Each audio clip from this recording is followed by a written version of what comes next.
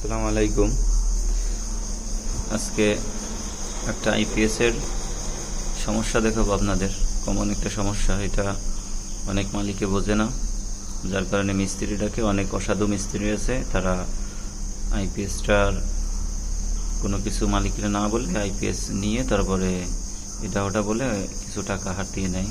তো কিছু মালিকদের উপকারের জন্য আমি ভিডিওটা করলাম।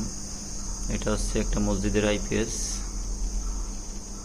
দেখেন আইপিএসটার সমস্যাটা। কাল আমাকে রাত 9টা-10টার দিকে ফোন দিছে, আমি তখন কাজে ছিলাম, আসতে পারি নাই। তো সকালবেলা আসলাম। আইপিএসে লোড নিচ্ছে না, ইলেকট্রিসিটি থেকে লোড দিচ্ছে, ব্যাটারি থেকে লোড নিচ্ছে না। আইপিএসের কোনো সমস্যা নেই। দেখেন সমস্যাটা কোথায়, দেখছেন এটা। আর বিশেষ করে আইপিএস যারা স্থাপন করবেন তারা এরকমের জায়গা থেকে বিরত থাকবেন।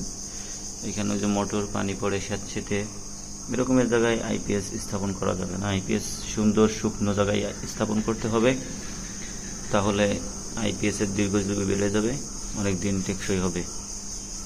দেখেন এইটার এই মরিচার এই যে অ্যাসিড খেয়ে দিয়েছে, এই কারণে এই সমস্যা। এইগুলো লাগানোর সময় আপনারা গ্রিজ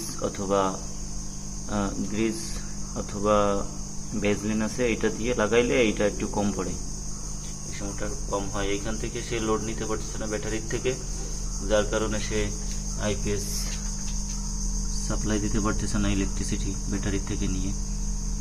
দেখেন এটা অনেক মালিকে বোঝে না, আবার এরকম বেশিও পড়ে না, অনেকটাই হালকা মরিচা পড়ে, তার কারণে ওরকম সমস্যা হয়। তো আপনারা সতর্ক থাকবেন, আইপিএস সুন্দর জায়গা সেট করবেন,